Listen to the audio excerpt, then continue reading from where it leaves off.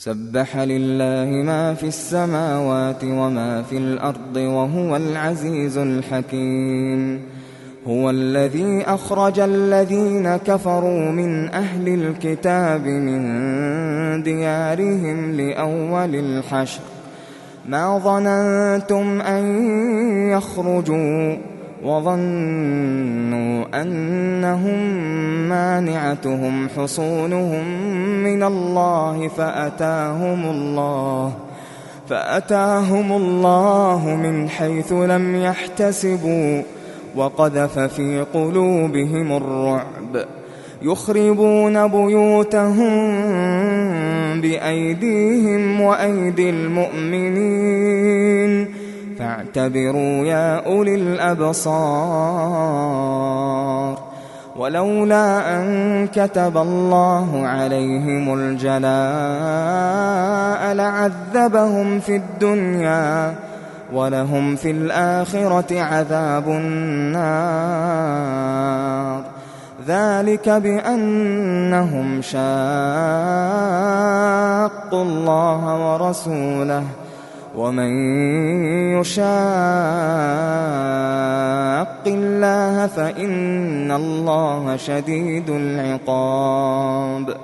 ما قطعتم من لينة أو تركتموها قائمة على أصولها فبإذن الله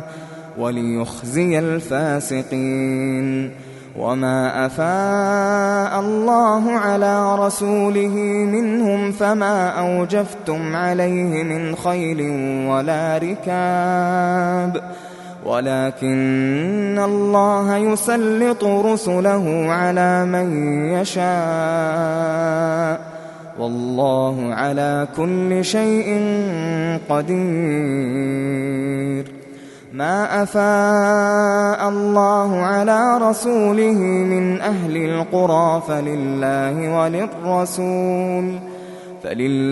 وللرسول ولذي القربى واليتامى والمساكين وابن السبيل كي لا يكون دولة بين الأغنياء منكم. وما آتاكم الرسول فخذوه وما نهاكم عنه فانتهوا واتقوا الله إن الله شديد العقاب. للفقراء المهاجرين الذين أخرجوا من ديارهم وأموالهم يبتغون فضلا من الله ورضوانا وينصرون الله ورسوله أولئك هم الصادقون. والذين تبوأوا الدار والإيمان من قبلهم يحبون من هاجر إليهم ولا يجدون في صدورهم حاجة مما أوتوا ويؤثرون على أنفسهم ولو كان بهم خصاصة ومن يوق شح نفسه فأولئك هم المفلحون. والذين جاءوا من بعدهم يقولون ربنا اغفر لنا ولإخواننا الذين سبقونا بالإيمان ولا تجعل في قلوبنا غلا للذين آمنوا ربنا إنك رؤوف رحيم. ألم تر إلى الذين نافقوا يقولون لإخوانهم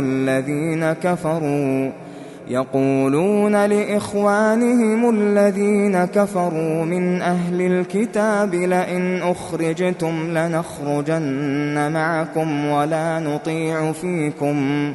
ولا نطيع فيكم أحدا أبدا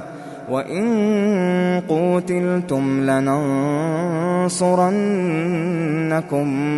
والله يشهد إنهم لكاذبون لئن أخرجوا لا يخرجون معهم ولئن قوتلوا لا ينصرونهم ولئن نصروهم ليولن الأدبار ثم لا ينصرون لأنتم أشد رهبة في صدورهم من الله ذلك بأنهم قوم لا يفقهون لا يقاتلونكم جميعا إلا في قرى محصنة أو من وراء جدر بأسهم بينهم شديد تحسبهم جميعا وقلوبهم شتى ذلك بأنهم قوم لا يعقلون كمثل الذين من قبلهم قريبا ذاقوا وبال أمرهم ولهم عذاب أليم كمثل الشيطان إذ قال للإنسان اكفر فلما كفر قال إني بريء منك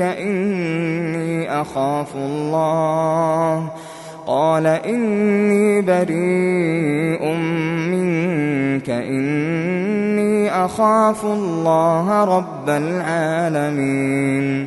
فكان عاقبتهما أنهما في النار خالدين فيها وذلك جزاء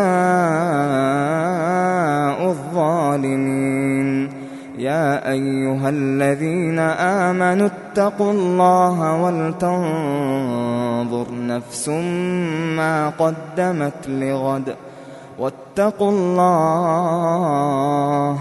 إن الله خبير بما تعملون ولا تكونوا كالذين نسوا الله فأنساهم أنفسهم أولئك هم الفاسقون لا يستوي أصحاب النار أصحاب الجنة هم الفائزون لو أنزلنا هذا القرآن على جبل لرأيته خاشعا متصدعا من خشية الله وتلك الأمثال نضربها للناس لعلهم يتفكرون هو الله الذي لا إله إلا هو عالم الغيب والشهادة هو الرحمن الرحيم هو الله الذي لا إله إلا هو الملك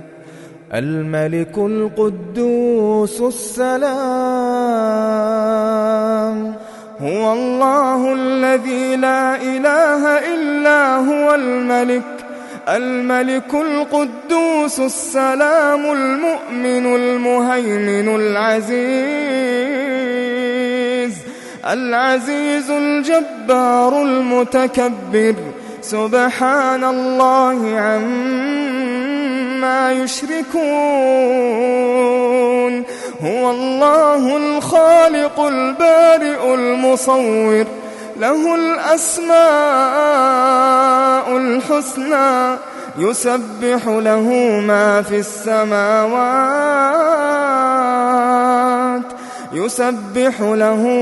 في السماوات والأرض وهو العزيز الحكيم.